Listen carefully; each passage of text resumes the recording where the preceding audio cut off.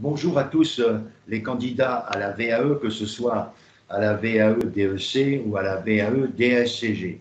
En effet, dans mon plan de travail, je ne ferai que ces deux examens, c'est déjà pas mal, car l'une de ces composantes, c'est le DSCG, comporte 7 UV, tandis que le DEC comporte 3 UV. Qu'est-ce que c'est que la VAE? Qu'est-ce que c'est que cette procédure à la française qui fait la une de beaucoup d'interventions sur LinkedIn? En effet, la VAE, c'est un moyen, comme son nom l'indique, de valider vos acquis d'expérience. C'est-à-dire que ce n'est pas le fait d'avoir un gros cursus académique, plein de diplômes, master, doctorat pour certains, DSCG, DCG et bien d'autres choses, ou alors école de commerce, ce n'est pas forcément les déterminants principaux. Je ne peux pas affirmer, et ça j'en suis sûr, que ça ne joue pas un rôle, mais ce n'est pas le rôle numéro un. Ce qui joue le rôle numéro un dans votre DEC VAE, c'est l'ensemble des expériences qui vont être proposées au jury et qui doivent coller, bien sûr, au référentiel que vous obtenez sur les sites DEC VAE ou DSCG VAE. Vous avez tous les référentiels pour chacune des UV présentées. En ce qui concerne donc ces expériences, ce n'est pas une question de quantité, c'est une question de qualité. En effet, tout le monde n'a pas eu la possibilité de faire 6-7 entreprises. Certains sont dans l'entreprise depuis 20 ans, dans un cabinet ou bien sûr dans une entreprise dans laquelle ils ont une fonction relative avec l'expertise ou le commissariat. Mais c'est la qualité, je répète, c'est la diversité des travaux que vous avez effectués qui vont apporter la justification de vos expériences professionnelles. Donc, je répète, ce n'est pas une question de quantité d'expérience, c'est une question de variété et de richesse d'expérience au même endroit. Ce n'est pas forcément plusieurs endroits. Alors, en ce qui concerne les différents éléments, il faut entourer ces expériences professionnelles d'attestations de personnes crédibles. Je pense que vous avez personnes crédibles, c'est en particulier pour nos professions les experts comptables inscrits à l'ordre ou retraités honoraires. Vous avez également les éléments relatifs aux problèmes. Oui, Jérôme, oui, il y a Jérôme qui veut, donc je vais aller le chercher. Mon ami Jérôme, que j'ai oublié, et j'en suis désolé. Jérôme, je m'excuse dans l'enregistrement, mais c'est du direct et je préfère que vous ayez le direct plutôt que Jérôme Dos Santos. Il est arrivé. Je vais en profiter pour en inviter d'autres que j'ai oubliés aussi. Hein, j'ai quand même un bon public.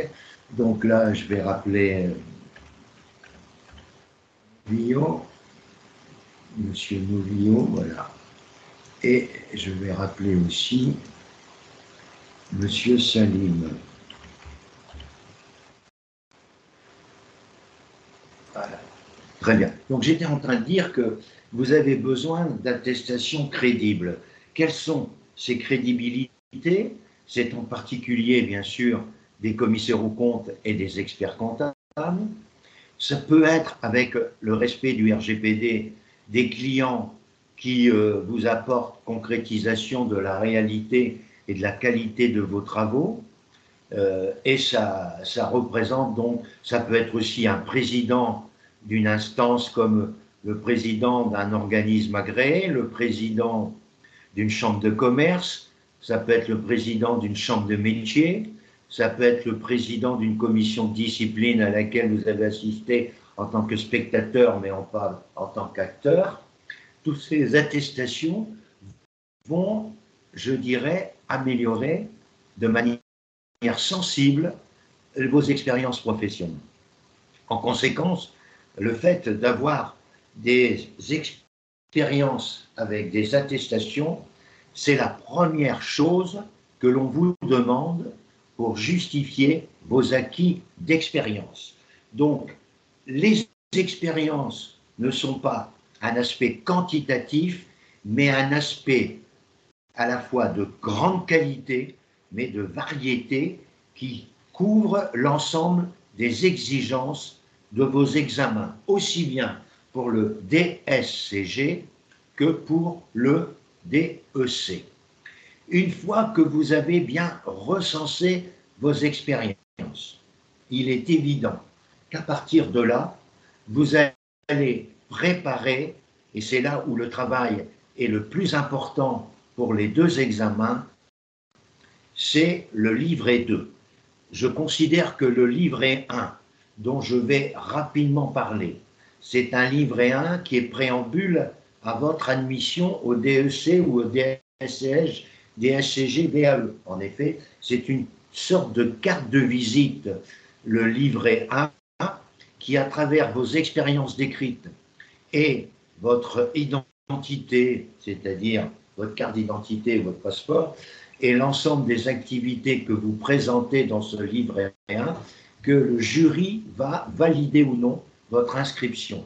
Il y a bien sûr au minimum 3 ans d'activité professionnelle et il y a aussi un minimum d'expérience à décrire qui vont jouer un rôle pour valider votre livret 1.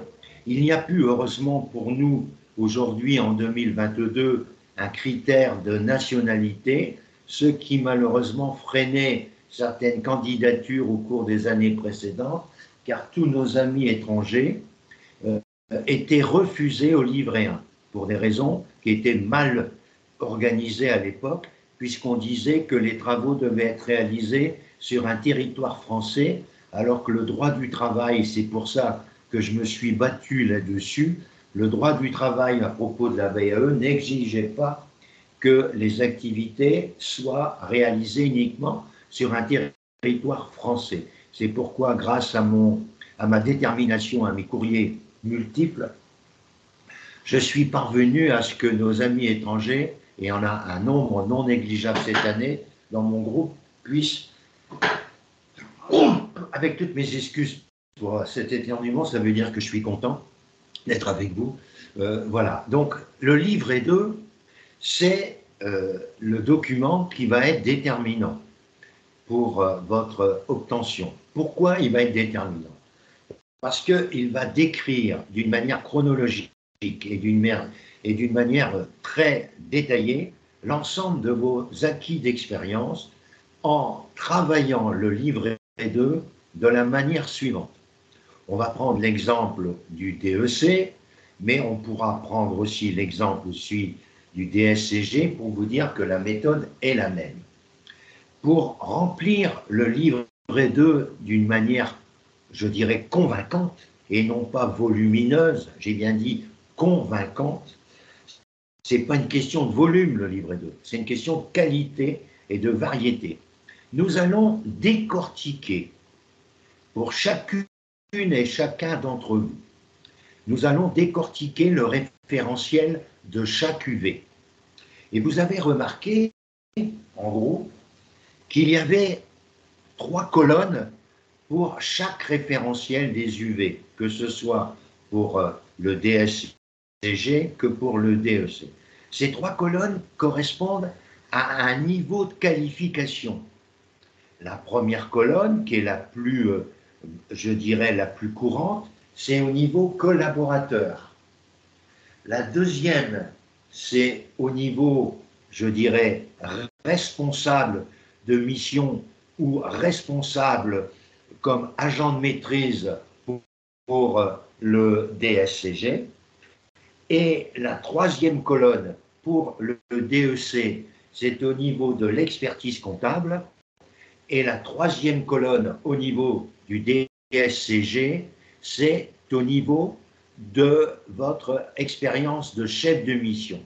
Donc, vous avez 3 colonnes qui correspondent à un niveau de responsabilité, mais aussi à un niveau d'expérience et de compétences. À partir de là, nous avons pour le DEC VAE, aussi bien pour le DSCG VAE, nous avons pris chaque UV. Nous avons lu toutes les lignes de chaque partie de chaque UV. Et nous avons, dans la partie correspondant à la réponse que doit fournir le candidat, nous avons fourni une réponse globale qui s'applique au groupe, c'est-à-dire que nous avons trouvé des phrases qui résument un peu notre expérience globale pour être présent en DEC VAE ou en DSCG VAE. Derrière ces phrases qui ont été ajoutées pour la colonne que j'appelle la colonne collaborateur, que j'appelle ensuite la colonne agent de maîtrise pour les DSCG et que j'appelle éventuellement chef de mission pour le DEC, et la troisième colonne que j'appelle chef de mission pour le DSCG et que j'appelle niveau commissariat ou expertise comptable, nous avons rempli des phrases pour chaque partie de cette UV 1, 2, 3, 4, 5, 6, 7 pour le DSCG et les UV 1, 2, 3 pour le DEC. Mon intervention ce matin, c'est pour vous expliquer comment j'ai travaillé et comment je vais travailler. Donc, en ce qui concerne le DEC, des vidéos ont été réalisées avec le groupe de cette année pour marquer chacune des UV 1, 2 et 3. En ce qui concerne le DSCG, il y a eu un candidat d'avant-garde très précis depuis le mois de janvier avec lequel j'ai balayé presque toutes les UV et qui sont en vidéo. Pour les candidats qui vont s'inscrire en DSCG VAE, ils auront dans un premier temps toutes les vidéos qui ont accompagné l'accompagnement, qui ont accompagné le suivi des UV 2 à 7. Par contre, le candidat étant dispensé de l'UV 1, je n'ai pas développé l'UV 1, mais je le développerai dès que mon groupe DSCG VAE sera en état de fonctionner. Mais je rassure les DSCG, je reviendrai sur chacune des UV qui ont déjà été déterminantes à travers la présence d'un de vos candidats qui a bénéficié de plusieurs heures pour remplir les différentes UV 2 à 7. En ce qui concerne, je reviens, le DEC VAE, là, toutes les 3 UV, on y reviendra particulièrement. Alors, aussi bien pour le DEC VAE que pour le DSCG, il faut se faire preuve d'empathie et se mettre à la place d'un jury qui va vous juger. En ce qui concerne, je vais d'abord développer les éléments relatifs au DEC VAE. En ce qui concerne le DEC VAE, je suis en train, et ça c'est la grande nouvelle, je suis en train de créer une proposition de barème pour juger le DEC VAE.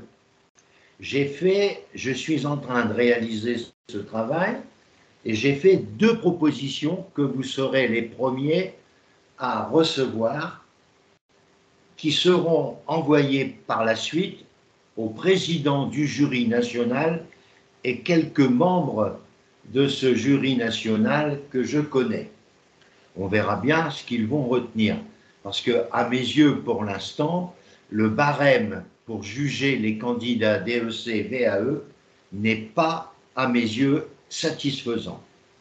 Qu'est-ce qu'il y aura dans le barème? D'abord, je m'inscris sur le cas du barème relatif à l'UV1 du DEC. Le candidat doit montrer qu'il a des rapports fréquents, même constants, avec des experts comptables et commissaires aux comptes. Ça, c'est la première remarque importante. Deuxième remarque, qu'il connaît les normes professionnelles et les normes d'exercice professionnel de nos deux métiers, qu'il connaît, puisqu'il y travaille, les codes déontologiques de nos deux métiers et qu'il connaît également les référentiels normatifs de nos deux métiers. Ce sont des éléments qui rentrent dans mon barème. Autre élément important dans mon barème, c'est la participation à des formations ou à des webinaires qui traitent des nouveautés déontologiques que nous propose aussi bien le Conseil des experts comptables, dans certains cas, ou les syndicats comme IFEC et ECF, et en même temps la Compagnie nationale des commissaires aux comptes dans son système de formation. Ça fera partie de mon barème pour l'UV1. Je ferai le DSCG après. Pour l'UV1 également, avoir participé à des congrès ou avoir participé à des journées nationales. Dans mon barème, il y aura aussi une question qui sera posée aux candidats dans mon barème. Connaît-il le thème du prochain congrès des experts comptables et connaît-il à la date du mois d'octobre le thème des journées nationales des commissaires aux comptes? Voilà dans mon barème les questions qui seront posées en UV1 et qui justifieront ces rapports. Autre question qui sera notée par des points, connaissez-vous les présidents régionaux ou nationaux pour nos amis étrangers qui intéressent nos professions? Pour certains amis étrangers comme Christian ou Mouadou qui est ici présent, ils n'ont pas de commissaire aux comptes en instance. Donc ils devront donner le président de leur ordre et ils auront besoin aussi pour l'UV1 de connaître 4 présidents. Et les mêmes remarques sont utilisables également pour le DSCG. Pour les mêmes remarques, c'est de connaître le président de la Compagnie nationale des commissaires aux comptes, Yannick Olivier, le président de l'Ordre des experts comptables, M. Lionel Canesi, le président de l'ANC, M. Patrick de Cambourg, et de connaître le président de H3C, qui est un magistrate, c'est Madame Florence Pebern, P-E-Y-B-E-R-N-E-S. Ces 4 instances sont indispensables, et surtout pour nos amis français comme Laurence, comme notre ami Samuel, Stéphane et Justine et Jérôme, de bien connaître les noms des présidents de votre région au niveau expertise et au niveau commissariat aux comptes. En ce qui concerne l'UV1, il y a deux normes qui sont applicables à la fois pour les experts que pour les commissaires, que vous devez absolument connaître parfaitement. Tous les candidats doivent les connaître par cœur. C'est les normes anti-blanchiment et lutte contre le terrorisme et la norme qualité. Ces 2 normes, vous devez les avoir parfaitement et vous avez le droit, le jour de l'exposé, de venir avec un pense-bête. Je ne dis pas que vous allez lire votre exposé, ce serait malheureux pour vous parce qu'au niveau où vous voulez être expert comptable ou cadre comptable supérieur, il est évident que lire l'exposé que vous auriez préparé, ce serait pour moi absolument dément de pouvoir apprécier un candidat, et là il y aurait des mauvaises notes qui seront attribuées à ce niveau-là. Donc retenez bien pour l'UV1 les aspects qui seront déterminants dans mon projet de notes pour l'application. Il est évident que le candidat doit savoir les normes les plus importantes et surtout connaître les changements des normes qui ont pu marquer nos professions pour l'année entre 2020 et 2022, des années particulières avec la pandémie, mais qui doivent vous permettre de bien maîtriser les opérations. Tous les conseils que je suis en train de donner restent valables, non pas pour l'UV1 uniquement, mais l'UV1 pour le DSCG, c'est quand même l'aspect juridique et l'aspect professionnel. J'y reviendrai dans quelques instants. En ce qui concerne maintenant l'UV2. L'UV2, c'est la partie du programme qui laisse apparaître le plus de crainte pour nos amis que j'appelle experts comptables, mémorialistes. Je vous dirais que je ne suis pas tout à fait d'accord avec l'appellation qui a été retenue, mais je la respecte. Après un sondage, au lieu de parler d'experts comptables stagiaires, à travers le sondage, le terme qui a été retenu, c'est expert comptable mémorialiste, et qui a été confirmé par Lionel Canesi ces jours derniers et son conseil national. Pourquoi je dis que ce n'est pas le mot le plus convaincant? J'ai des exemples dans ma tête de candidats que j'ai eus, qui ont eu un mémoire, je dirais, du premier coup, mais qui ont eu des faiblesses eu égard à leur, je dirais, à leur, comment je vais dire, à leur faiblesse relative à l'expérience commissaire ou expert comptable et qui ont eu des mauvaises notes en UV2. Ils ont donc validé lors de leur premier passage l'UV1 et l'UV3 et ils ne sont plus mémorialistes. Et pour moi, j'aurais préféré l'appellation expert comptable finaliste. Et ça, c'est quand même relativement important. Mais je respecte le terme qui a été mis en œuvre. En ce qui concerne l'UV2, le candidat, et ça, c'est les mêmes remarques pour l'UV1 et l'UV4 du DSCG, car le programme théorique de l'UV2 est le même que le DCG et le DSCG. Donc vous avez des points communs. On appelle l'UV de DSCG audit et compta et relations juridiques pour l'UV1, tandis que nous, on parle de révision contractuelle et légale, alors qu'il y a bien d'autres choses à voir dans le monde de l'expertise. Mais le programme est orienté vers des techniques d'approche comptable, fiscale, juridique, économique et numérique qui sont plus ou moins aujourd'hui avancées dans les questions posées à l'UV2. Il est évident qu'ayant eu la chance pour certains d'entre vous de voir les annales du DEC traditionnel UV2 de 2010 à 2021, ben, vous avez la possibilité, bien sûr, de 2022 également, puisque nous avons vu l'épreuve de 2022, nous avons un échantillon des questions posées.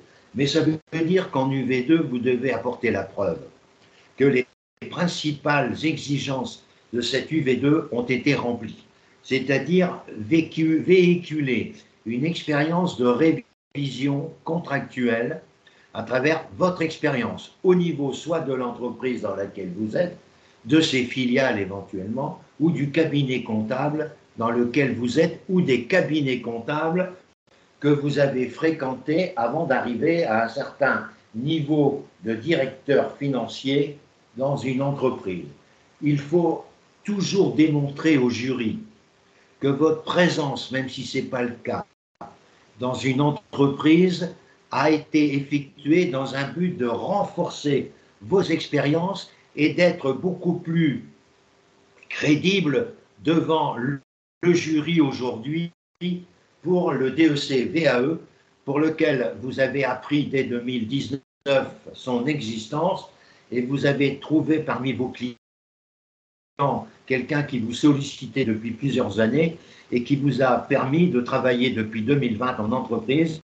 Après, je pense à quelqu'un, après quelques années d'expérience dans les cabinets comptables, ce qui vous a permis aujourd'hui de mettre en œuvre une stratégie comptable de développement dans l'entreprise avec plus de sécurité, plus d'informations pour les dirigeants décideurs, ce qui fait que la double expérience cabinet et entreprise a été pour vous un élément complémentaire qui développe d'une manière relativement importante vos acquis d'expérience.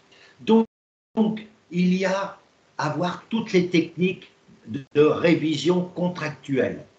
Ça, c'est la technique la plus importante que vous devez savoir.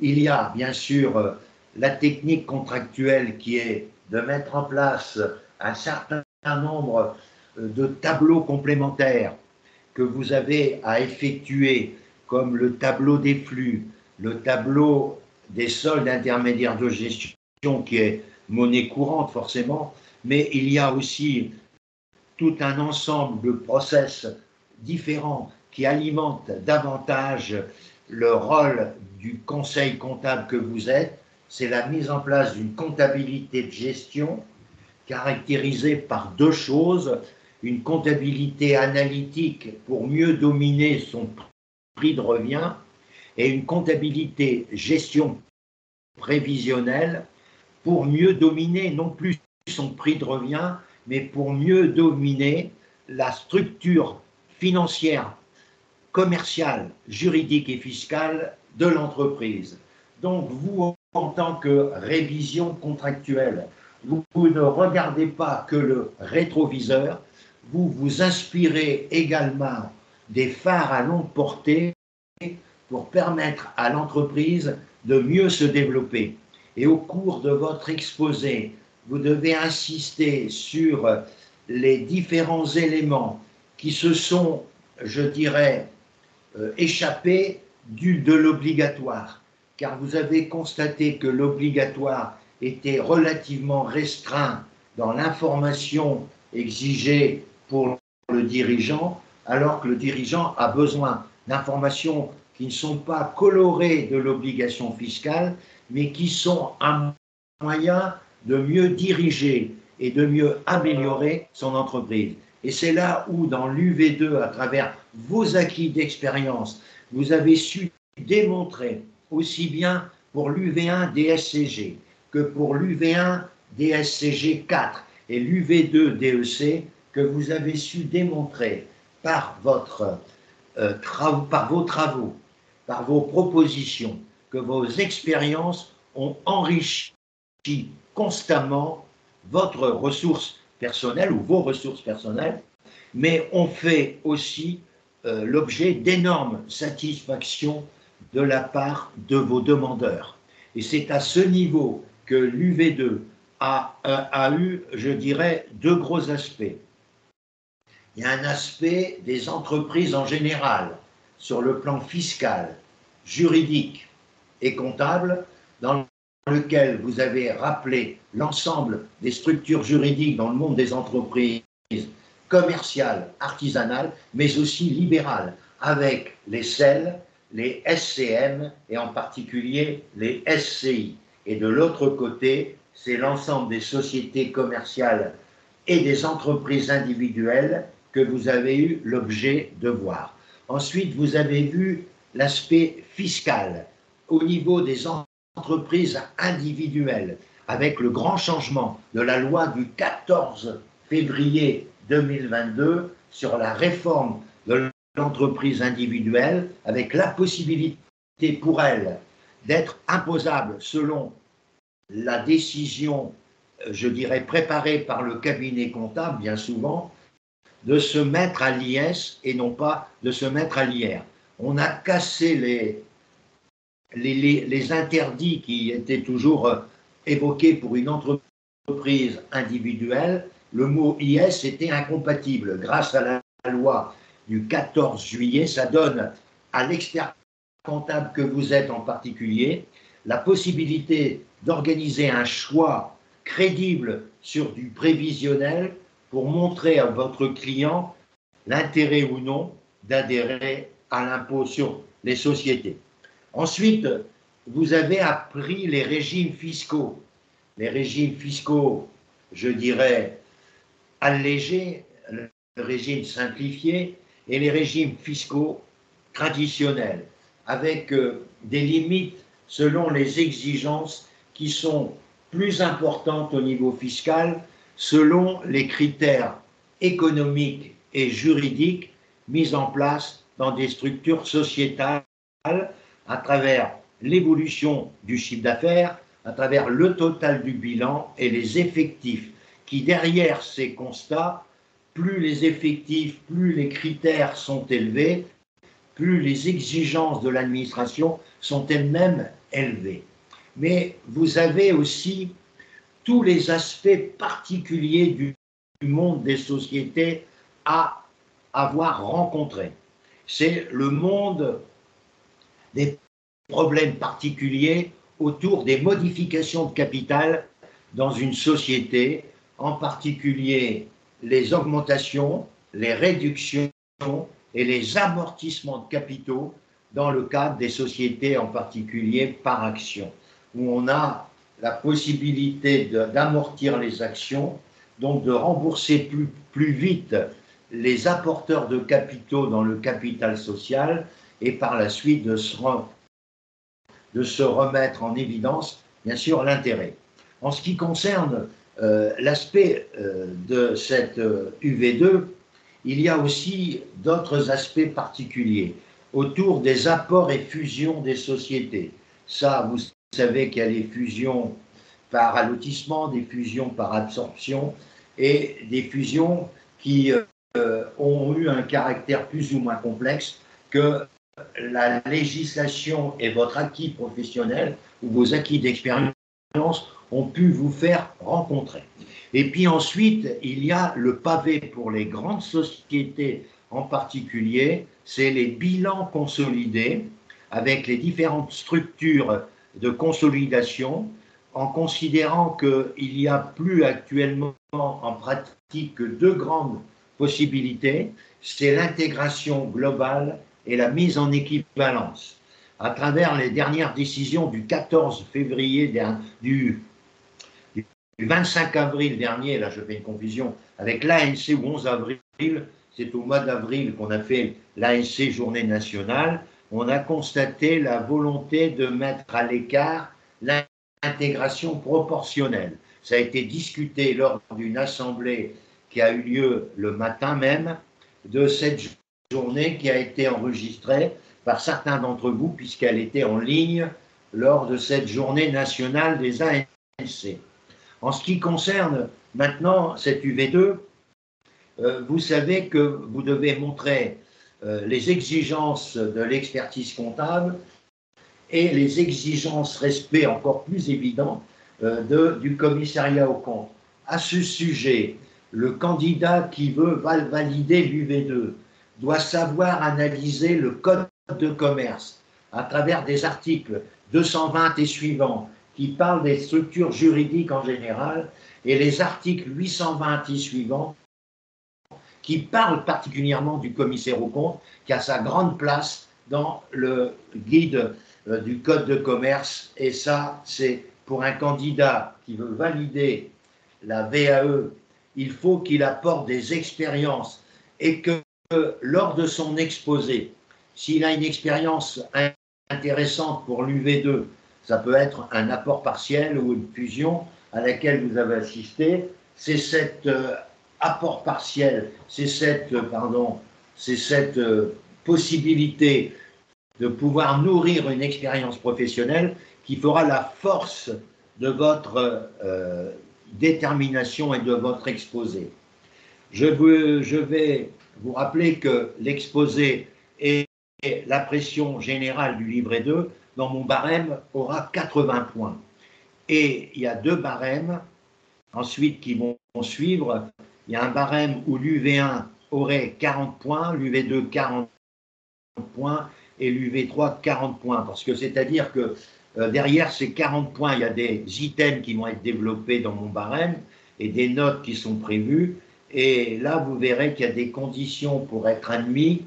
C'est d'avoir bien sûr la moyenne, et non pas 40 sur 40, d'avoir la moyenne à chacune des UV, mais d'avoir également la moyenne aux 80 points prévus pour la présentation du candidat et également l'appréciation globale de son livret 2 dans sa présentation esthétique et dans sa présentation au niveau des richesses exploitées dans son livret 2.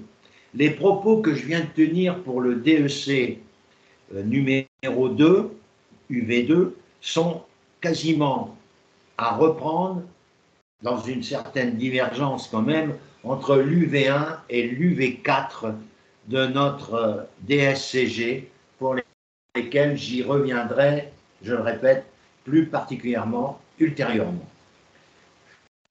J'en arrive maintenant à l'UV3, qui est celle qui, normalement, dans notre tête, correspond aux mémoires. C'est pourquoi, en dehors du mémoire, il y a des éléments sur lesquels le jury apporte une grande importance pour valider l'UV3. C'est votre habitude de rédiger des rapports d'évaluation, de rédiger des rapports de choix d'une structure juridique, de réaliser des choix de nature fiscale, comme on l'a vu tout à l'heure entre l'IS et l'IR, c'est-à-dire que l'UV3 doit permettre au candidat de se faire apprécier par son aisance écrite et par son aisance verbale. En ce qui concerne l'aisance écrite, il est évident qu'il y a deux groupes dans mon effectif de cette année. Un groupe majoritaire, 9 personnes sur les 12 qui ont fait un mémoire et qui ont fait une vidéo présentée sous forme de soutenance blanche et qui a été incorporée au livret 2. Par contre, il y en a 3 autres qui ont décidé de ne pas faire de mémoire pour des raisons diverses et qui se sont réfugiés dans des preuves de compétences à travers des attestations, à travers des réalisations de procès-verbaux ou de rapports quelconques qu'ils ont pu réaliser. Certains ont eu une structure académique très, je dirais, courante, en ayant eu l'obligation, à travers le DCG, de faire un rapport qui n'est pas un mémoire, mais c'est un rapport quand même que vous auriez pu remettre dans votre livret 2, et vous avez fait un quasi-mémoire pour le DSCG, qui n'est pas un véritable mémoire, parce que le volume de pages attendu est la moitié de celui du mémoire de l'expertise comptable, mais vous avez quand même des éléments qui peuvent s'ajouter à travers votre cursus académique pour justifier la réalisation de documents. L'aisance verbale pour l'UV3 sera indirectement jugée à travers votre aisance pour l'exposé que vous devez faire devant le jury pendant au moins 15 minutes, et ensuite 30 minutes. Il est évident que les 30 minutes vont être exploitées par le jury pour revenir aussi bien pour le DSCG que pour le DEC, pour chacune des UV présentées. En effet, certains ne présentent pas toutes les UV, puisque certains au DSCG comme au DEC ont déjà validé une ou 2 UV. En conséquence, ils n'ont à présenter en UV-VAE que celles qu'ils n'ont pas pu valider en traditionnel. Et on en a de plus en plus de candidats depuis 2020, où on a vraiment lancé, malgré la période pandémique, on a lancé le DEC-VAE, qui est donc prévu actuellement au cours du mois d'octobre. J'ai vu un message qui nous donnait que ça commençait du 3 au 6 octobre, ça, je n'ai pas eu de confirmation. On aura l'occasion, mais on sait que c'est le mois d'octobre. Mais ça joue un rôle important pour notre planning de fin septembre, début octobre, de connaître la date le plus rapidement possible. Mais là, ils ne pourront vraiment donner une date qu'après avoir réceptionné les livrets 2 et savoir combien il y a de candidats, pour savoir combien de journées et combien de jurys seront nécessaires pour juger cette session 2022. Je reviens pour l'UV2 en disant qu'il y a aussi des cas qui sont évoqués et qui ont été évoqués dans le DEC traditionnel que vous avez suivi. C'est le dossier, est-ce que vous avez une expérience d'ECF, d'examen contradictoire fiscal, qui est à la mode actuellement? Est-ce que vous avez une expérience du pacte du trail? Ça, c'est très important.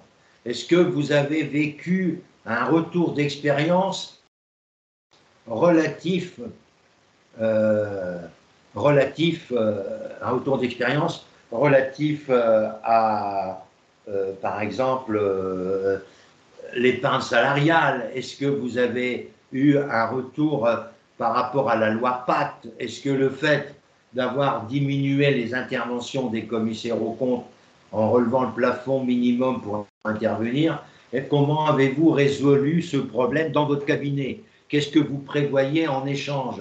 Voilà toutes les questions qui découlent de l'année 2021 et qui nourrissent aujourd'hui le palmarès des questions posées. Nous aurons l'occasion, lors des séances prévues pour les exposés qui auront lieu dès que possible, mais pas avant le mois de juillet, je vous le dis tout de suite, puisqu'il ne faut pas se précipiter.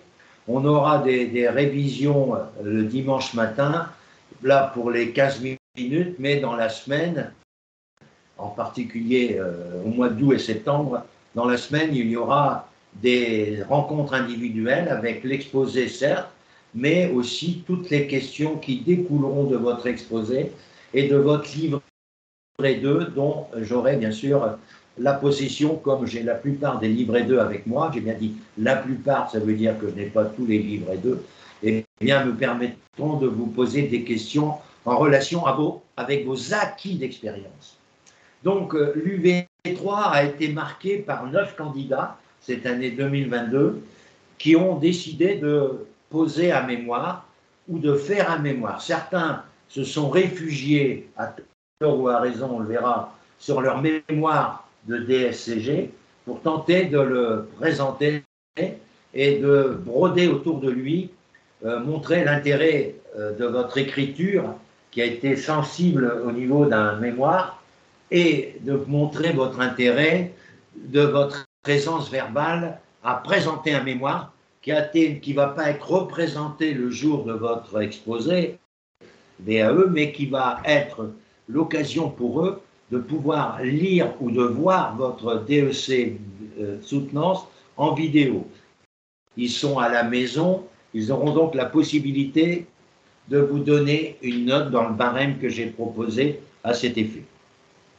Je pense honnêtement, et je le dis encore aujourd'hui, mais je l'avais dit bien avant, au mois de février, janvier, j'avais dit à ceux qui m'écoutaient que pour moi c'était la cerise sur le gâteau de faire un mémoire, comme beaucoup d'entre vous, vous l'avez fait avec beaucoup de qualité, et que ces mémoires ne pourront que valoriser d'une manière indiscutable votre dossier UV3.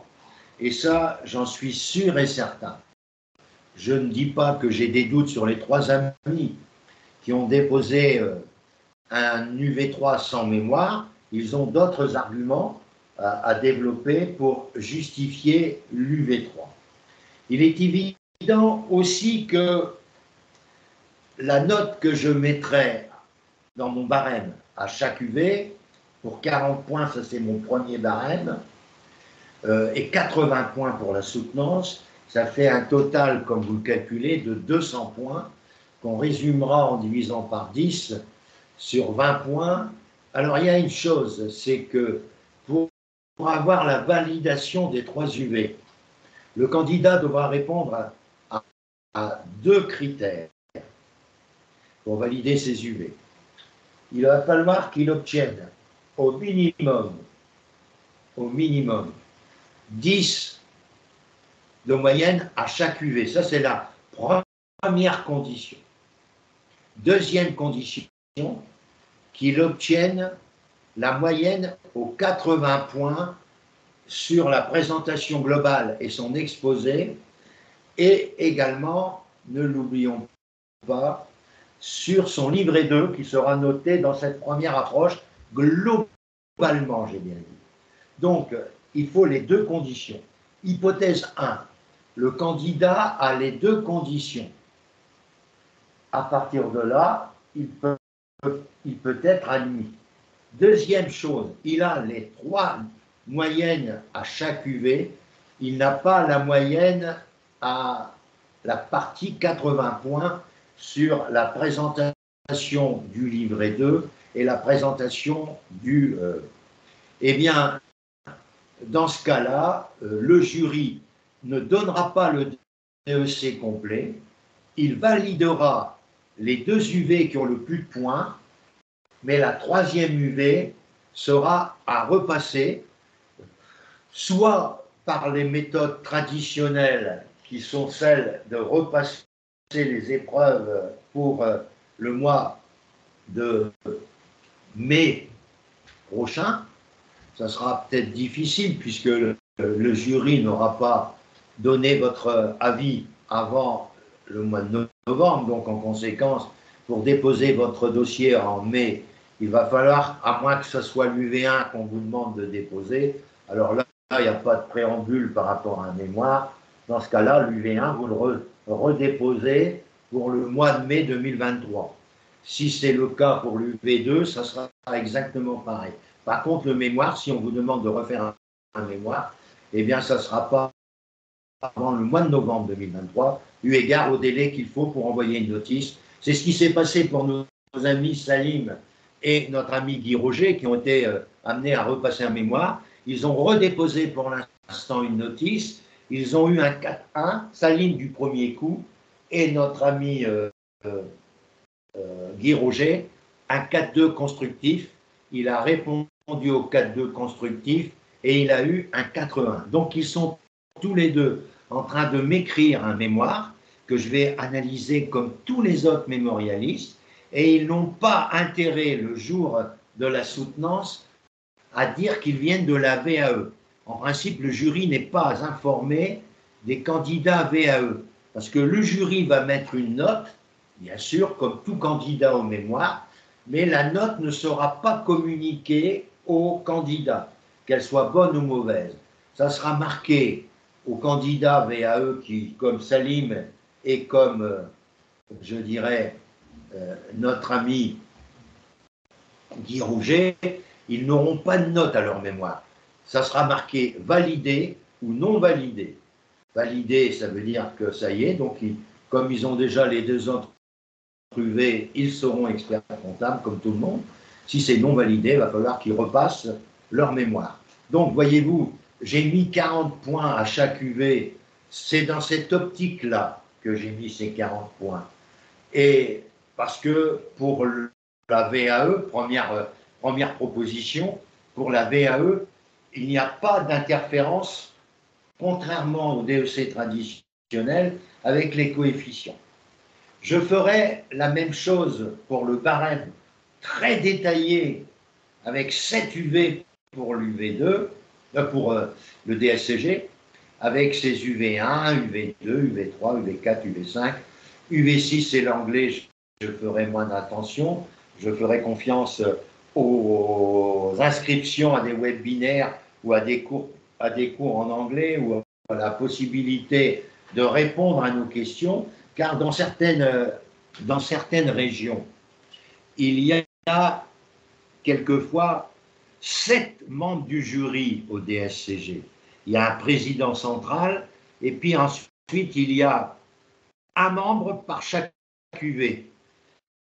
Et quelquefois, quand vous avez un jury aussi important, ça impressionne, hein, quand vous avez 7 personnes, et bien souvent le prof d'anglais, qui représente la langue anglaise ou la langue espagnole selon les candidats, ou la langue allemande, voire la langue arabe, il est évident qu'il y a un représentant de la langue arabe ou langue espagnole ou langue allemande ou langue anglaise qui va essayer de tenir une petite conversation avec vous sans rentrer dans des détails trop pointus, mais pour mesurer un peu votre aisance suffisante dans la langue étrangère. Voilà ce qui se passe dans certaines académies. Dans d'autres, ils sont 3 ou 4, pas plus. Mais au niveau du DEC, pour l'instant, il y a des jurys à 2 personnes. Moi, je considère que les jurys devraient être à 3 personnes. Et avec une dominante pour chaque jury, j'ai bien dit une dominante, je n'ai pas dit une exclusivité, c'est une dominante pour l'UV1 pour M. X, pour l'UV2 M. Y, et pour l'UV3 M. Z. Donc, mais ça n'empêche pas que ces 3 personnes, pour l'instant elles ne sont que 2, doivent raisonner aussi globalement pour voir la qualité verbale, la qualité profonde, à travers sa propre expérience et à travers sa propre détermination de rentrer en ligne de compte, et pour démontrer qu'on a véritablement le profil de l'expertise comptable. Le tout, je conseille à tous mes candidats, aussi bien DEC, VAE que DEC, DSCG, je vous demande de vous faire accompagner votre exposé par un diaporama qu'on appelle PPT. Alors, en effet, si vous faites des recherches sur Internet pour avoir des diaporamas pour lesquels, aussi bien pour le mémoire traditionnel que pour le mémoire pour l'exposé du DEC ou du DSCG, vous faites des recherches, par exemple, vous mettez vous mettez travaux, vous mettez PPT, vous mettez comme ça en minuscule PPT sur l'ESF. PPT, par exemple, sur la loi du 14 février 2022. PPT sur la loi Pacte. Eh bien, en mettant ces recherches, vous allez recevoir de multitudes de diaporamas. Et grâce, les amis, à ces diaporamas, vous allez pouvoir générer des slides qui vont vous permettre de les incorporer.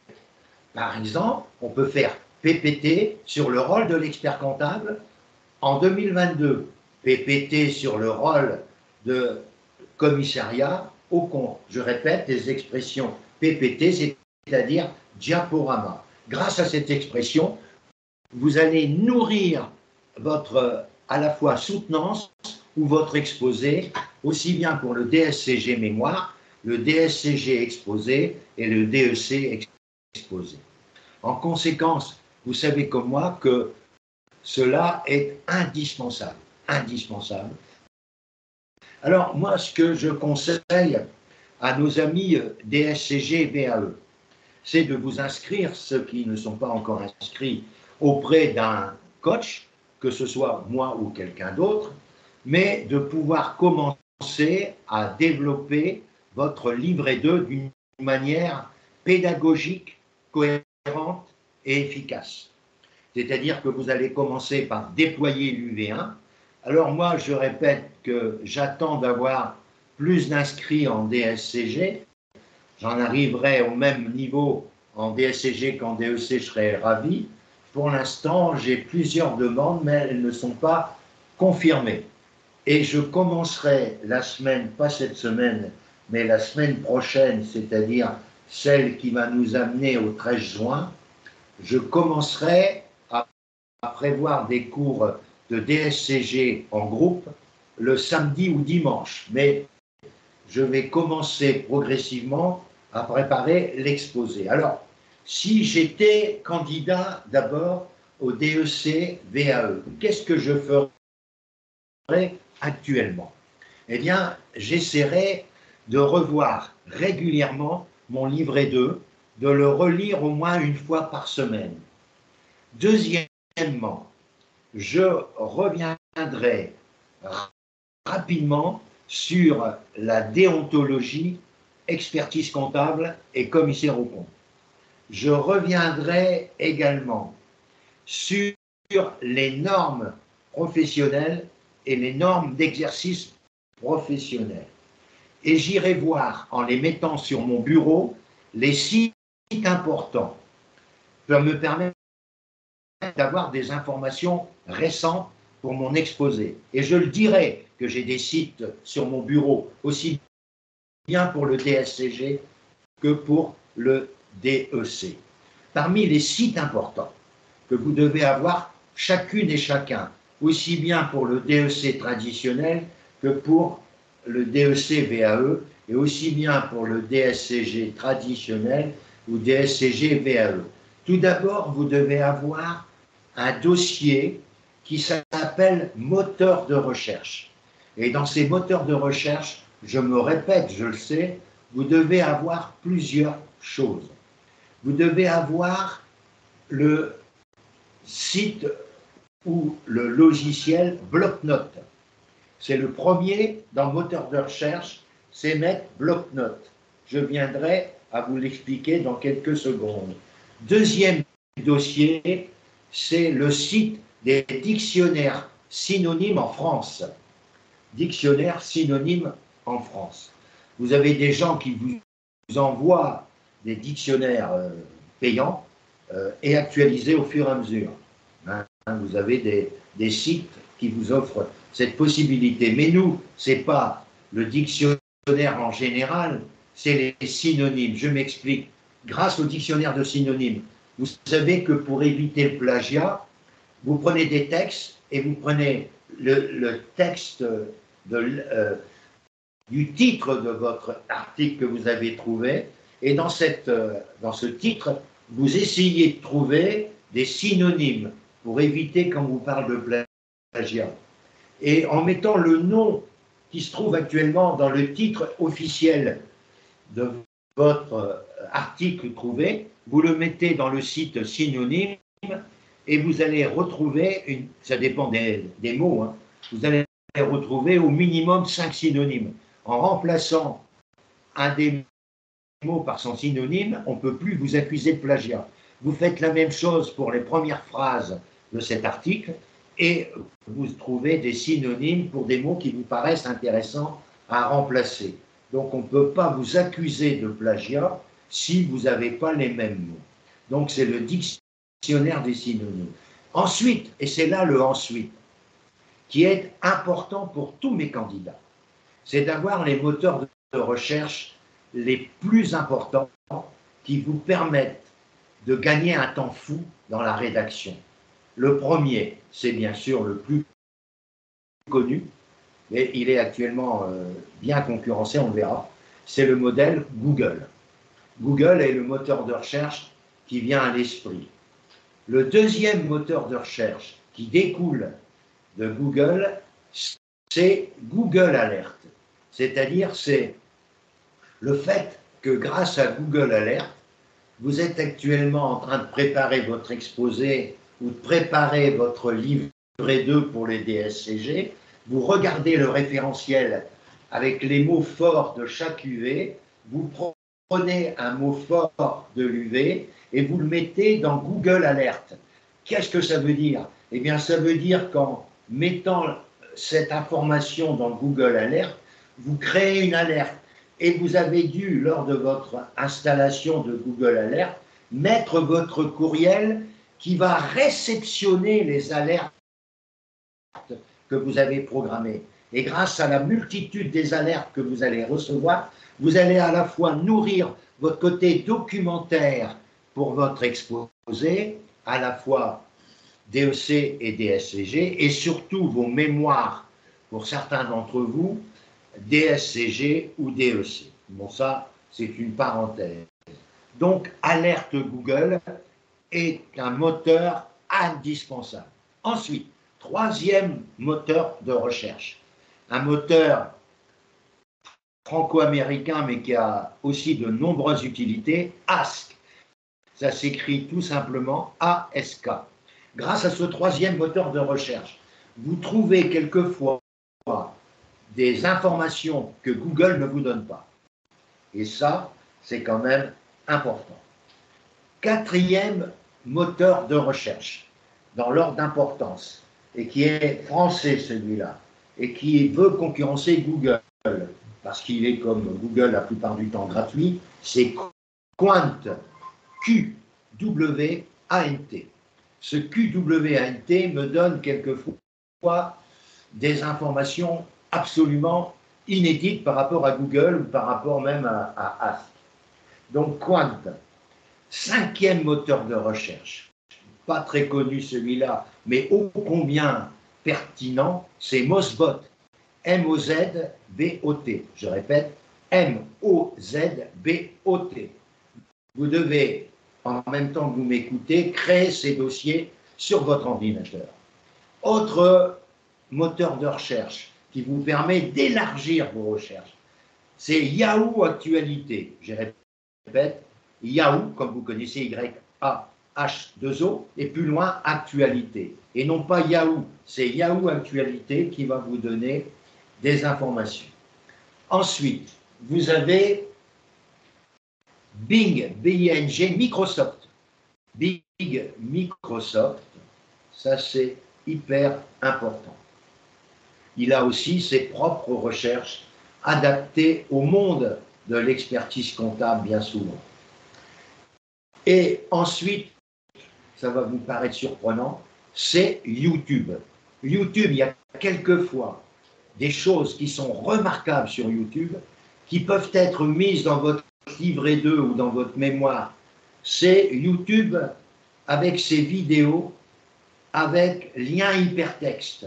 C'est-à-dire que vous mettez dans votre livret 2, comme vous l'avez fait pour votre soutenance blanche, vous les mettez, ces vidéos, dans votre livret 2. Ou si vous êtes en train de rédiger, comme Marlène, un mémoire, vous les mettez en lien hypertexte, vous mettez vidéo, et le gars qui appuie sur votre travail envoyé par numérique, il ira directement à la vidéo sur YouTube.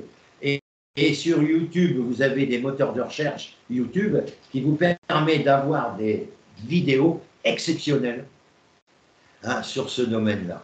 Et j'avoue que c'est aussi hyper important d'avoir ces moteurs intéressants avec les vidéos que vous avez forcément à l'intérieur, et YouTube, etc. est quelque chose qu'il faut absolument prévoir dans vos activités. Alors, ensuite, vous avez un autre site où il y a des vidéos exceptionnellement riches, c'est Dailymotion. C'est Dailymotion, c'est-à-dire D-A-Y-L-I-M-O-T-I-O-N. Dailymotion, qui vous donne des vidéos relativement intéressantes.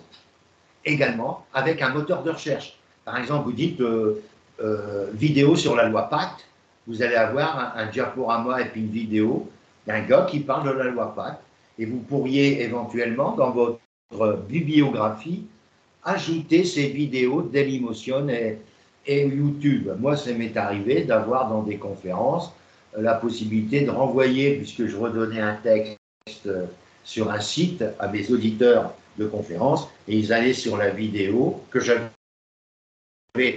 indirectement présentée sur grand écran le jour de ma conférence, chose que vous auriez pu présenter également.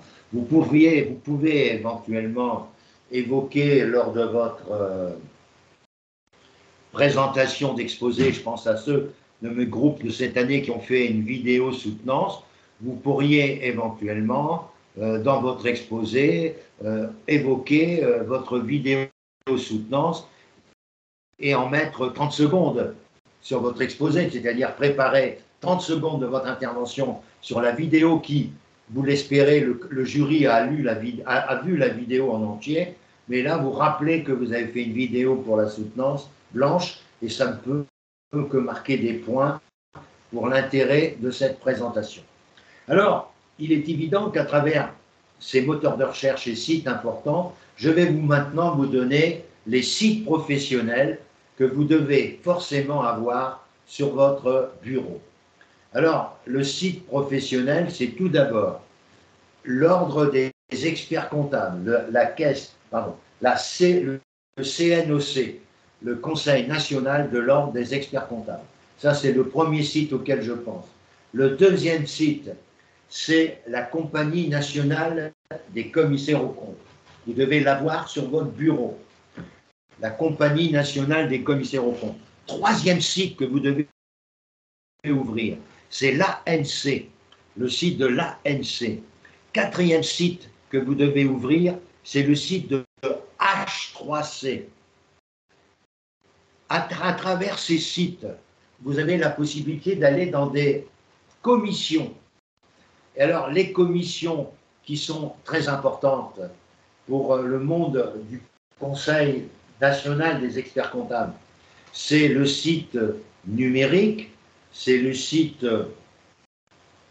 gestion de patrimoine, c'est le site EIP, c'est le site organisme public, communes, communautés de communes et autres. Et vous avez donc d'autres commissions. C'est-à-dire qu'à l'intérieur de votre dossier, que j'appelle site professionnel important, pour l'instant, j'en ai donné que 4. Conseil national des experts, Conseil au Comité national des commissaires aux comptes, ou Commission nationale, pardon, des commissaires aux comptes, ANC et H3C.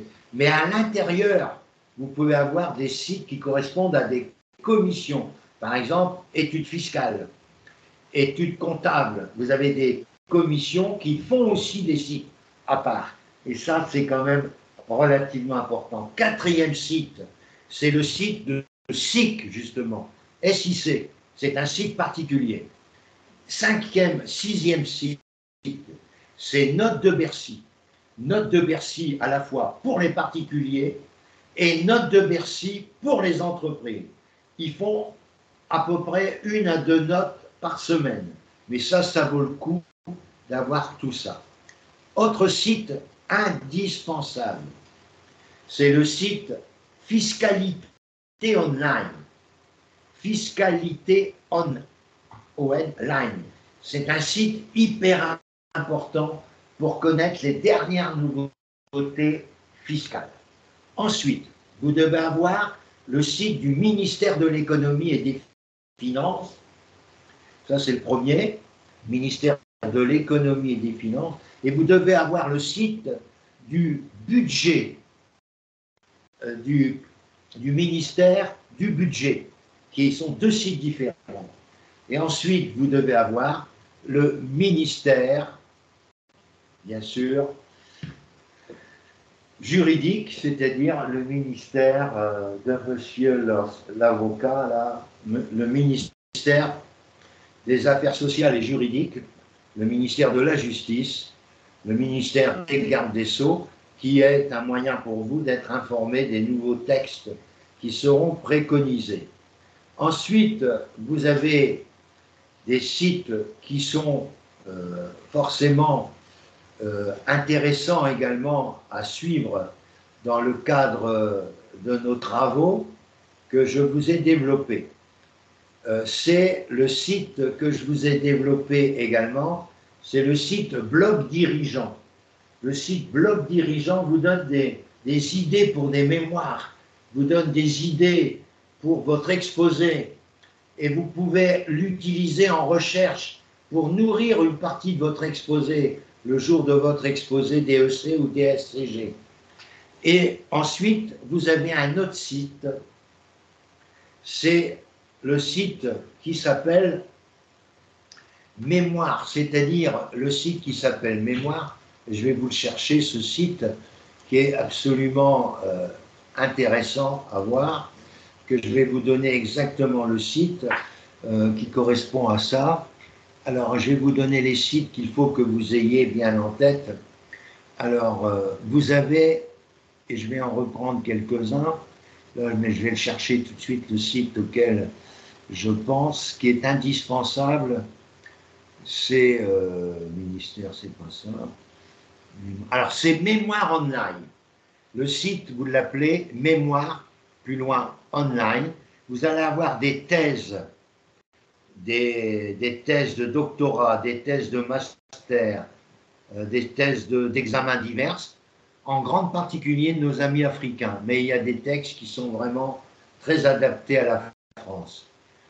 Autre site que vous devez avoir aussi comme site intéressant pour votre préparation, c'est le site que j'appelle NetPME, N-E-T, plus loin PME, qui est un site hyper intéressant sur le plan de certaines informations relatives à vos recherches. Vous avez aussi un site qui est très intéressant et qui va vous donner de nombreuses informations. C'est les livres blancs Francis Lefebvre. Vous mettez un site livre blanc Francis Lefebvre. Par exemple, c'est gratuit. Il traite de la loi Dutreil, il traite de l'ECF, il traite de la loi Pacte. Vous avez aussi le site qui me paraît hyper important, c'est le site patrimoine, le lexique, pardon, patrimoine, le lexique patrimoine du revenu. Vous faites lexique patrimoine du revenu. Ça, c'est hyper important. Ensuite, vous avez d'autres sites qui sont exploitables, mais qui se trouvent dans... Alors, j'aimerais que vous alliez dans le site que vous devez avoir également comme site important pour avoir des idées, c'est le Salon des entrepreneurs. Le site des salons des entrepreneurs. Le site des salons des entrepreneurs. Le site des salons des entrepreneurs. Ça, c'est hyper important. Hein, vous avez des sites salons des entrepreneurs qui vous donnent 200 conférences, 200 ateliers avec les plans, ce qui permet à ceux qui ont un mémoire à préparer et qui cherchent justement à travailler ce mémoire, eh bien, ils n'ont pas cette possibilité. Alors après, vous avez des sites qui sont quand même relativement intéressants également. C'est un site que j'appelle, moi, actuellement, on en parle de plus en plus, c'est le site marketing.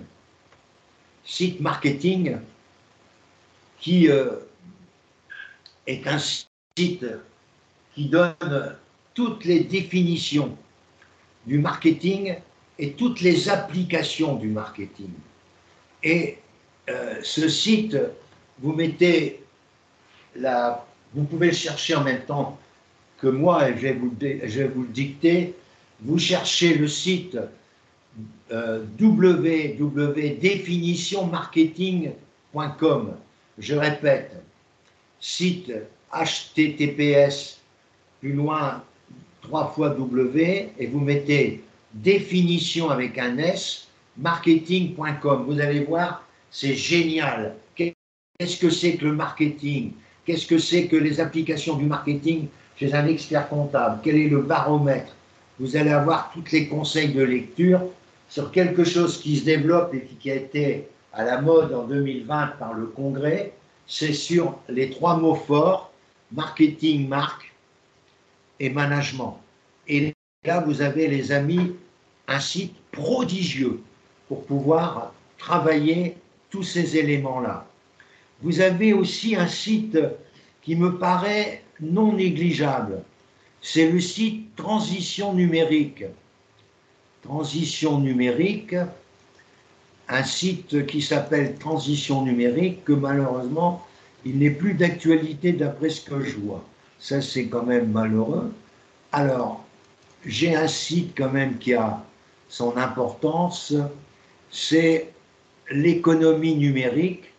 Alors là, vous mettez le site qui s'appelle Usage du numérique.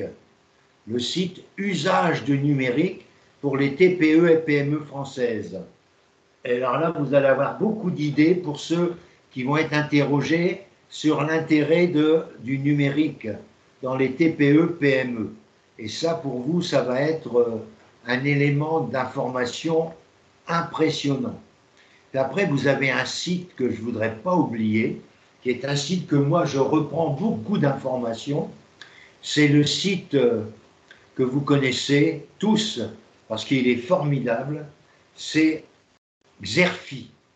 Alors, je le prononce, X-E-R-F-I. X-E-R-F-I. Alors là, les amis, vous avez des textes, vous avez des vidéos gratuites qui correspondent à tout ce que vous pouvez trouver dans le monde de l'entreprise. C'est génial.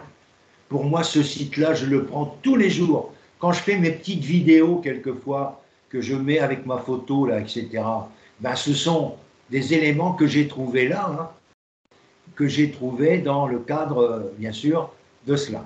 Ensuite, vous avez des sites qui peuvent être, je dirais, intéressants également. C'est les rapports des jurys DEC et les rapports des jurys DSCG. Moi, à chaque fois que je passais un concours, c'est-à-dire le CAPET ou l'agrégation, je lisais les rapports du jury parfaitement et je les apprenais par cœur. Et je savais ce qu'on attendait de l'épreuve écrite comme de l'épreuve orale. Et je suivais à la lettre les rapports du jury. Eh bien, moi, je vous demande à tous mes candidats, DEC traditionnel, DSCG traditionnel et VAE pour les deux examens, de lire régulièrement les rapports des jurys DEC que vous avez depuis 2004. Hein, je vais vous donner, comme ça vous l'aurez. C'est sur le rapport du jury, c'est sur Compta Online. Vous dites rapport du jury de DEC, Compta Online. Et vous avez le rapport des jurys depuis 2004. Vous avez la même chose pour les rapports du jury relatifs au DSCG. Et c'est Compta Online, rapport du jury DSCG par la présidente du jury, qui est Madame Elande, je crois que c'est Eliane, je crois, ou je ne sais plus si c'est Eliane, elle est de Poitiers. Et ça fait longtemps, comme Monsieur Martial, qu'elle est présidente de ce jury. Donc, vous avez intérêt à aller dans cette opération. Vous avez aussi un site qui n'est pas négligeable également par rapport à des questions qui peuvent être posées aussi bien au DSCG qu'au DEC, c'est le portail auto-entreprise. C'est-à-dire que vous devez aller sur le problème de devenir auto-entrepreneur, connaître toutes les difficultés juridiques, etc., de l'auto-entrepreneur. Alors, qu'est-ce que c'est comme site? C'est portail auto-entrepreneur.fr. Auto-entrepreneur avec un seul mot.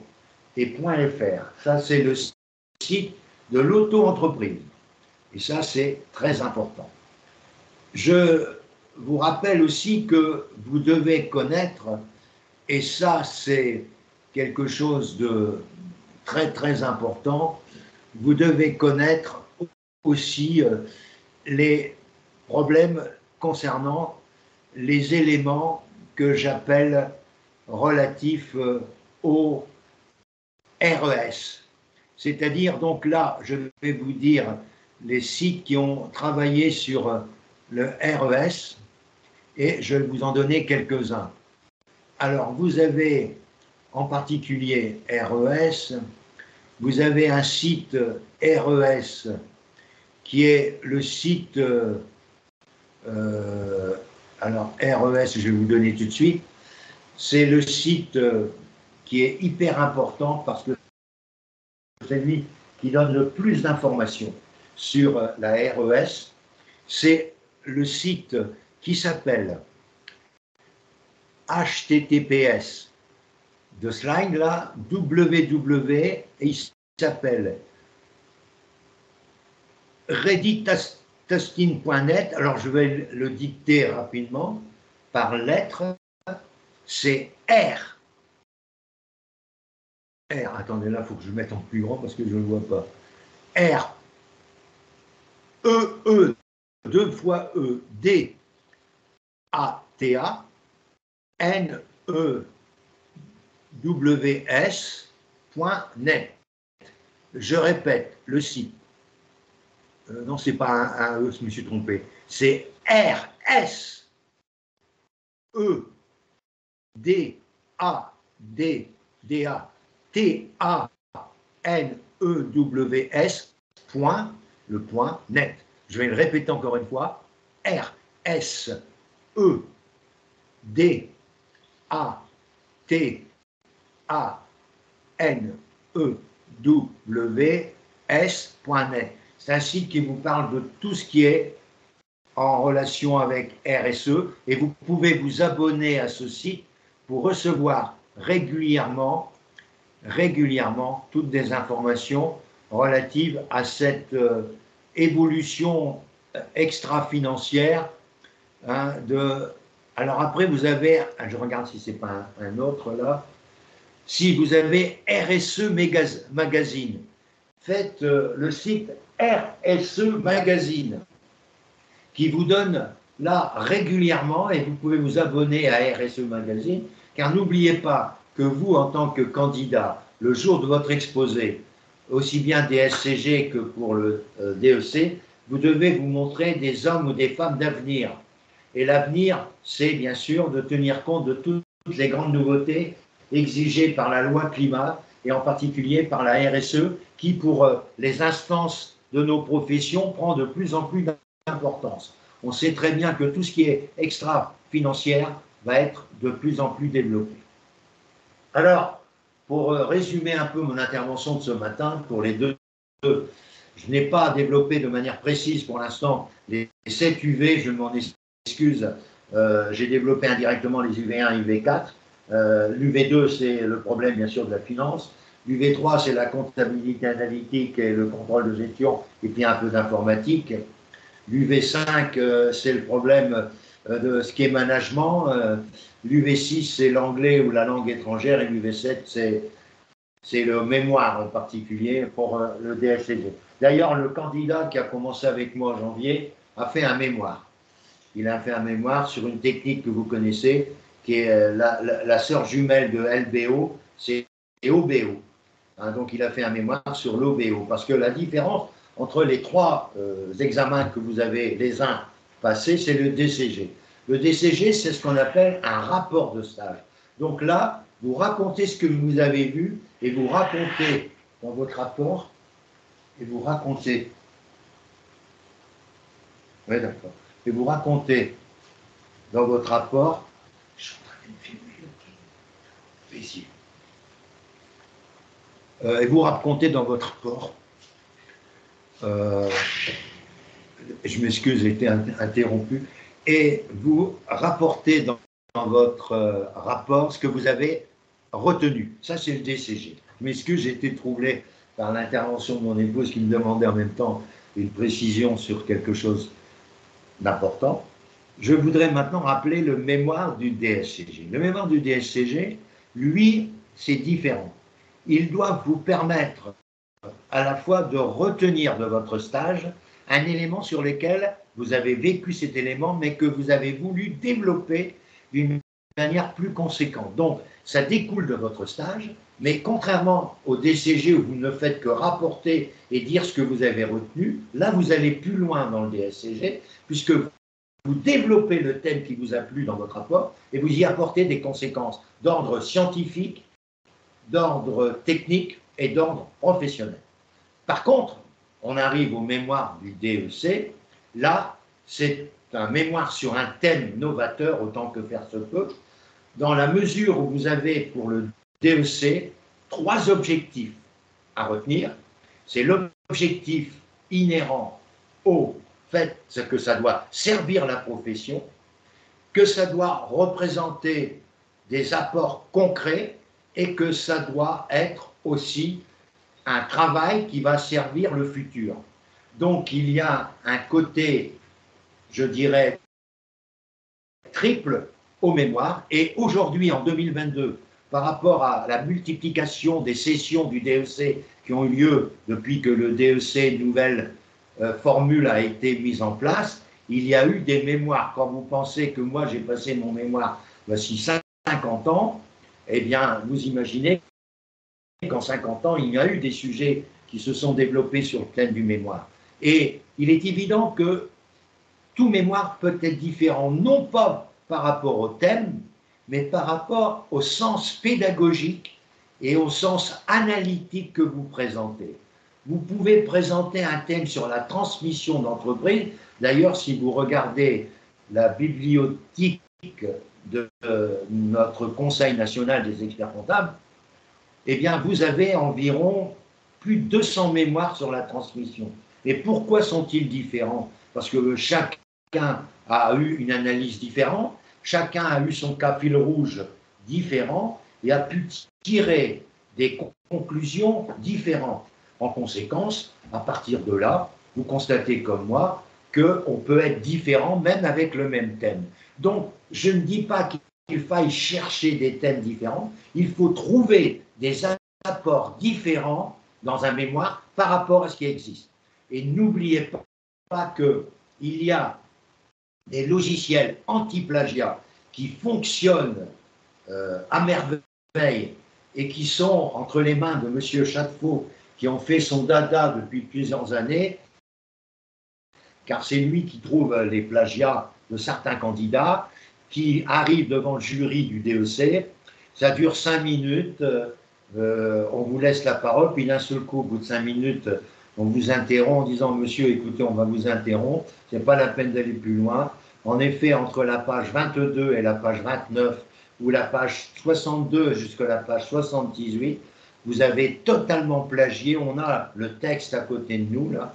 Donc, on vous interrompt parce qu'il n'y aura pas de note aujourd'hui, forcément, et vous serez convoqué au conseil de discipline qui prendra des sanctions qui peuvent aller jusqu'à 5 ans d'interdiction, voire interdiction de passer cet examen. Voilà, madame, monsieur, on vous remercie, on est désolé pour vous. Vous avez beau dire ce que vous voulez, vous êtes complètement effondré, et voilà comment ça se passe. Donc, avec vous, ça ne passera pas comme ça, car on a mis toutes les précautions pour éviter le plagiat, et on a trouvé aussi le moyen de contourner d'une manière légale le plagiat, en remplaçant des phrases et en essayant d'avoir des idées qui sont partagées par vous, mais en ne se contentant pas de reprendre exactement les phrases de celui avec lequel vous avez épousé les idées, mais vous avez repris ces idées tout en changeant par des synonymes ou autres les phrases de ce que vous avez trouvé. Vous avez voulu montrer que vous n'étiez pas en train de recopier bêtement le texte, mais que vous aviez envie d'aller plus loin. Alors, le plan de travail, c'est que pour nos DSCG, VAE et les mémoires DSCG, tout le mois de juin, à partir du 13 juin, je suis à votre disposition, avec des rendez-vous qui sont proposés par un doodle hebdomadaire, mais qui peut être renforcé à votre demande par des heures complémentaires.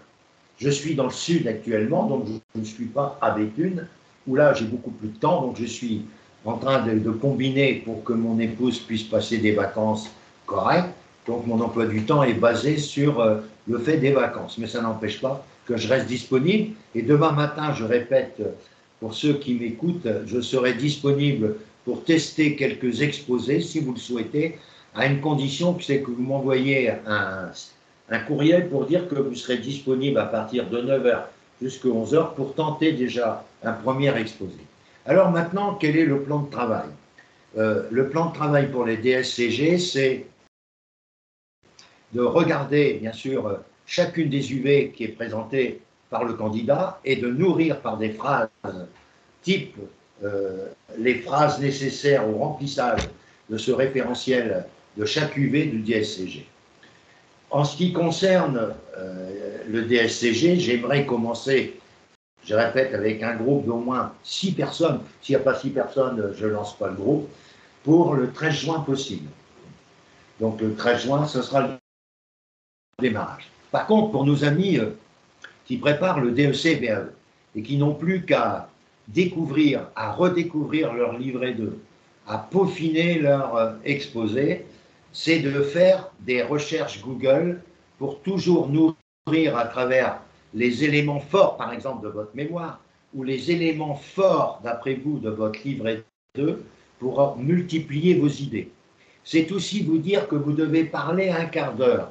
Donc, il faut vous entraîner à parler un quart d'heure et ensuite vous entraîner à découvrir ou à imaginer toutes les questions possibles et inimaginables, ce sera mon rôle, pour chacune des UV. Ce sera notre rôle au cours de nos travaux en commun ou nos travaux individuels. Je répète, nos travaux en commun, ce sera uniquement l'exposé de 15 minutes, mais les rencontres individuelles, ce sera exposé et questions. Ce que je vous demande, c'est de présenter, autant que faire se peut, un diaporama. Et celui-ci doit être préparé.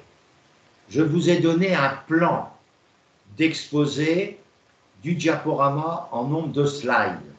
C'est-à-dire que le premier slide à présenter, c'est votre nom, prénom, le pays dans lequel vous vivez ou la région dans laquelle vous êtes et présenter votre cursus académique qui ne doit pas être forcément prodigieux, c'est pas ça, et votre cursus professionnel. Quand je dis cursus professionnel, c'est les activités sans donner dans le slide le nom des cabinets.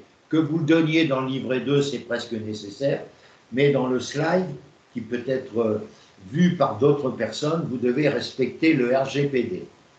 Et vous devez noter également, si vous ne l'avez pas noté dans votre livret 2, que vous devez le dire dans l'exposé, que toutes les personnes qui ont été citées dans votre livret 2 vous ont donné leur accord pour être citées en vertu des règles du RGPD que vous leur avez présentées et demandé qu'à travers ces règles, s'ils acceptaient vraiment qu'ils soient cités. Ne l'oubliez pas, ce sont des choses qui marquent. Ensuite, une fois que vous avez présenté en 2 peut-être slides votre cursus académique et cursus professionnel, vous arrivez à un 3e slide. Pourquoi j'ai choisi la VAE? Alors là, les multiples choses, c'est d'abord la richesse de votre première raison, c'est la richesse de vos expériences qui coïncident avec, je dirais, les référentiels des examens. Deuxièmement, c'est une méthode qui vous paraît plus juste que le DEC traditionnel, et vous prenez la règle suivante dans votre exposé, parce que vous n'allez pas noter tout sur le slide. Vous mettez richesse de mon expérience, vous mettez deuxième idée, vous mettez DEC, VAE plus juste, et vous expliquez pourquoi. Plus juste parce que pour être DEC, VAE, il faut valider les 3 épreuves, donc avoir au moins la moyenne aux 3 épreuves. Tandis que pour le DEC traditionnel, un candidat peut être diplômé avec un 14 au mémoire, un 6 et un 6 aux 2 épreuves écrites. Est-il pour autant un gars valeureux en expertise comptable? Je répète, moi, à travers mon expérience de plus de 50 ans, je dis non. Et on retrouve dans le monde de l'expertise des experts comptables médiocres et des experts comptables brillants. Voilà la différence. Et je répète, les examens traditionnels ne donnent pas l'assurance d'experts comptables compétents. Car ne l'oubliez pas, madame, monsieur, qu'un diplôme, c'est la reconnaissance de connaissances à un moment donné, mais ce n'est pas forcément la reconnaissance d'une compétence. Voilà pourquoi les compétences ont été, moi, à travers mon livre 2, apportées, et c'est pourquoi je considère que la VAE me paraît plus juste que le DEC traditionnel. Et puis, autre argument, c'est un argument, je dirais, que vous pourriez considérer comme un argument flatteur, c'est la qualité des jurys VAE qui donne à ce VAE une reconnaissance, je dirais, qui a toute sa gratitude, mais aussi toute sa valorisation. Autre point, vous allez développer maintenant 2 slides ou un slide, à vous de voir, pour l'UV1, en insistant beaucoup sur les contacts fréquents avec le monde de l'expertise et du commissariat, le fait que vous assistiez au congrès, le fait que vous assistiez aux réunions de conseils régionaux, donc le fait que vous assistiez aux instances de nos professions, aussi bien les experts que les commissaires aux comptes. Ensuite, c'est 1 ou 2 slides, 2 slides par rapport aux coefficients. Moi, je mettrais 3 slides. 3 slides pour le problème à vous de voir pour la VAE DEC UV2, c'est-à-dire, dans un premier temps, vous reprenez les grandes lignes du référentiel pour démontrer que vous avez une expérience des principales opérations traditionnelles de l'expert et du commissariat aux comptes. Deuxième slide, c'est que vous avez une très bonne connaissance de la révision contractuelle pour des cas particuliers au niveau des apports partiels, des fusions et des consos. Et puis, troisième slide, c'est j'ai un peu changé par rapport à ce que je vous ai déjà donné en vidéo, mais là, je travaille pour l'un d'entre vous qui m'a dit qu'il n'avait pas retrouvé la vidéo. C'est un troisième slide sur le commissariat aux comptes et la révision légale à laquelle vous avez participé en tant que commissaire aux comptes, aide au commissariat aux comptes, et vous avez vécu aussi un co-commissariat dans une EUP, dans un établissement d'intérêt public, et puis vous avez fait un commissariat aux comptes dans une consolidation. Voilà ce que vous avez pu évoquer pour l'UV3. Ensuite, vous avez pour l'UV2, pardon. Pour l'UV3, vous avez la possibilité de rappeler les exigences de l'UV3. Alors, pour ceux qui n'ont pas fait de mémoire, il est évident qu'il faut rappeler les différentes attestations de rapport, d'évaluation, de transmission, de transformation et de formation que vous avez réalisées. C'est là où, pour ceux qui n'ont pas fait de mémoire, c'est votre expérience en tant que formateur que vous devez présenter au niveau de cette UV3 pour nourrir. Donc, si vous respectez les barèmes qui sont présentés pour le DEC traditionnel, le coefficient pour l'UV3, c'est 4. Donc, vous pourriez envisager de présenter 4 slides pour l'UV3 ou d'en présenter moins, à vous de voir. Mais je répète, moi, je mettrai tout d'abord mes travaux. Alors, je fais l'hypothèse de ceux qui n'ont pas fait de mémoire. Première hypothèse. Alors, pour ceux qui n'ont pas fait de mémoire, c'est de rappeler tous les techniques de rapport, de procès-verbaux, de compte-rendu que vous avez su développer à travers des assemblées générales, de sociétés anonymes, de sociétés diverses et variées, que vous avez été aussi dans des activités de bénévoles, président d'une association, ou alors vous avez été membre d'une association et vous avez été le trésorier de l'association. Ces activités bénévoles rentrent aussi dans le cadre de cela. Bien, il y a quelqu'un qui m'appelle. Je voudrais aussi que vous puissiez bien rapporter, donc première chose, donc tous les documents que vous avez pu remplir avec les attestations nécessaires. Deuxièmement, c'est vos activités éventuellement bénévoles en tant que membre associatif, en tant que président ou dans des activités de bienfaisance pour les handicapés, etc. Ça fait partie aussi de votre aisance verbale, puisqu'on sait que quand vous faites une intervention comme trésorier ou comme président, vous êtes obligé de parler devant un public. Tout ce qui justifie votre aisance écrite et verbale doit être apporté dans votre slide. Autre chose, c'est toute votre organisation au niveau formation, c'est-à-dire tout ce que vous avez fait en assistant, en participant à des assemblées générales, en formant, en redonnant, je dirais, dans le slide, en faisant un renvoi au livret 2, page Intel, au livret 2, annexe page Intel, sur lesquels vous avez développé votre formation au niveau de vos collaborateurs ou au niveau de personnes avec lesquelles vous travaillez comme partenaire. Ça peut être des adhérents de centre, ça peut être des différents clients ou différents prospects, et tout ce qui peut valoriser votre aisance écrite et verbale doit être présenté dans un slide ou 4 slides au maximum, et dans lequel vous avez la possibilité de pouvoir vous référencer par rapport à votre livret 2. Pour ceux qui ont un mémoire présenté, vous avez donc un slide qui est le même que celui de vos collègues. C'est tous les travaux de rapport, de procès-verbaux, de notes que vous avez réalisés en tant que responsable de mission, en tant que directeur financier d'entreprise et en tant que directeur d'un centre ou organisme de gestion agréé, etc., en tant que directeur financier.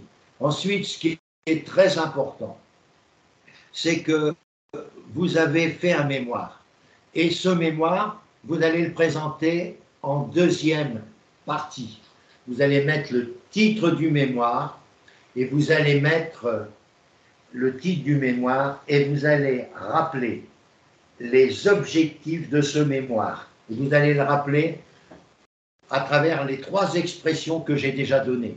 C'est servir la profession, apport concret et 3e idée, le problème de pérennisation de vos apports. Ça, c'est les 3 thèmes fondamentaux du mémoire. Autre chose, vous allez rappeler les objectifs, vous allez développer rapidement les objectifs que vous avez développés, c'est les objectifs scientifiques, les objectifs techniques, les apports scientifiques, apports techniques et apports professionnels, et vous allez donc développer, sans les développer de manière précise sur les choses, vous allez dire que dans les objectifs scientifiques, pour effectuer ce mémoire, j'ai effectué de nombreuses recherches sur Internet, de nombreux webinaires auxquels j'ai assisté, de nombreux ouvrages que j'ai pu lire.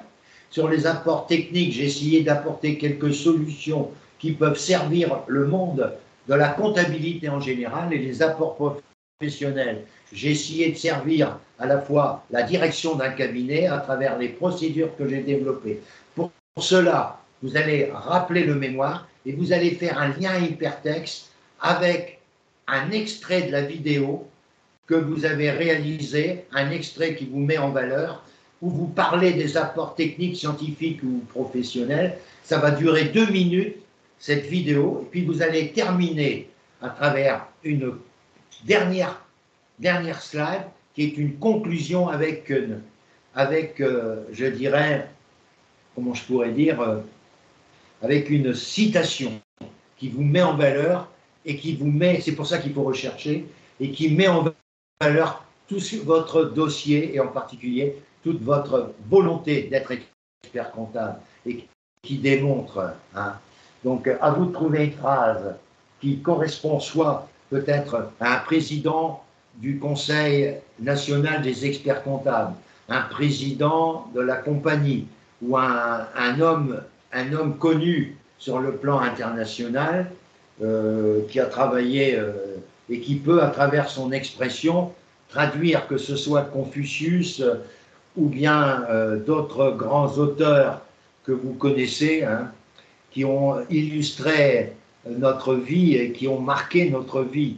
Moi, j'adore Confucius, mais c'est mon problème et c'est mon objectif personnel, mais je ne veux pas que vous épousiez forcément mes objectifs, mais je crois que vous connaissez beaucoup d'autres auteurs qui ont marqué, mais il faut terminer, surtout, et terminer votre exposé avec cette soif de présenter quelque chose de bien, avec une citation dans laquelle vous avez tout au long de l'exposé, grâce à votre diaporama, apporté des intonations qui ont marqué les moments où vous voulez que ça soit entendu d'une manière plus forte. Il ne faut pas que ça soit une récitation. Ça se prépare l'exposé, mais il ne faut pas que ça soit l'aspect d'une récitation. Il faut que ça soit l'aspect d'une détermination, d'une conviction à démontrer que vous êtes capable d'être expert comptable. Pour nos amis des SCG, le plan de mon slide sera totalement différent, puisque là, je réserverai pour ceux qui ont préparé les UV selon les coefficients, je réserverai un slide par UV ou 2 slides par UV. Au total, en dehors de la présentation de votre nom, prénom et du pays dans lequel vous êtes, et bien sûr de votre cursus académique et professionnel, vous aurez aussi le 3e, pourquoi avoir choisi la VAE, les arguments que j'ai développés tout à l'heure pour le DEC-VAE sont quasiment les mêmes pour le DSCG. Donc je répète, les 3 premiers slides, nom, prénom, la région, et ensuite cursus académique et professionnel, et ensuite pourquoi avoir choisi la VAE. Ça c'est la même chose. Et ensuite, UV par UV pour faire ressortir les points importants, mais je rappelle qu'un slide ne doit pas avoir plus de 100 lettres par slide. c'est-à-dire qu'on doit y mettre que les mots essentiels et non pas des pages et des pages copiées de votre livret 2 que vous copiez. Quand je dis 100 mots, sans les annexes, par exemple, quand vous dites voir livret 2 page un tel ou voir livret 2 annexe, ça je ne le compte pas dans les 100 mots. Ce que je compte dans les 100 mots, c'est les mots forts. Quand je dis les 100 mots, que j'ai une bêtise, les 100 lettres, donc c'est pas beaucoup de mots. Vous ne pouvez pas mettre 25 mots, c'est pas possible. Donc il faut mettre que les mots principaux, à vous de les chercher pour que ça marque l'esprit. On ne met pas sur un diapo ce qu'on va dire au jury. On met simplement les mots forts qui permettent au jury de savoir ce que vous allez développer. Votre diaporama, c'est ce que j'appelle le GPS de votre exposé. Voilà. Mesdames, mesdemoiselles et messieurs, d'abord, je tenais à vous remercier de votre présence, à vous remercier de votre attention. Si vous avez une question à poser, je vous demande simplement de ne pas vous montrer quand même à l'écran et de donner simplement votre prénom. Et je tenterai, autant que faire se peut, de vous répondre. Donc je vous lance la possibilité de me poser une question dans les conditions que je viens de vous rappeler. Est-ce qu'il y a des questions? Est-ce que j'ai été très clair sur le déroulé de ce qui nous attend d'ici le mois d'octobre, aussi bien pour le DEC que pour le DSCG? L'année dernière, c'était au milieu du mois d'octobre pour le DEC et la dernière semaine d'octobre pour le DSCG. Cette année, on aura peut-être les informations plus rapidement.